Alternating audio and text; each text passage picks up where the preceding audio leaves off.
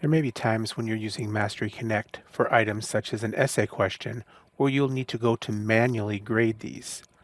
In a situation like that, find the assessment that you're doing on your tracker and select it. You will then see when the grades come up that there is one that a student has finished that needs to be graded. So you can click the grade button. It will open up to that student. The NG here on the left means that it has not been graded. You're able to view what they have written here at the top, and then you can come to your rubric. Using what is based on the rubric, you can enter the score that you think the student has earned, and you can choose to score assessment. You will see that a green check mark now shows up on the right-hand side, letting you know that the assessment has been graded.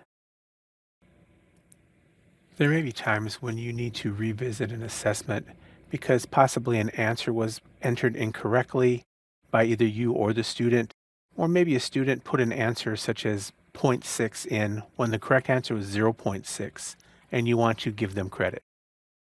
In situations like that, we need to find the assessment first. So I'm going to go into the 4.2C, and I see my sample test here in this first column. I know it was student Panda 10 that had the problem. So I'm going to come over to this assessment, and when I hover over the grade, you're going to see a Launch Performance Grader icon display. When I click on that, it's going to open up the sample test.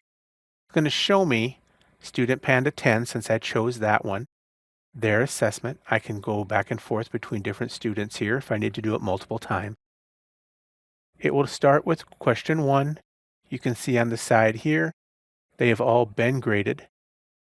But I know that for question 4, there was an issue. I can see that's 1 out of 1 point for each of these. Question 4 was answered incorrectly.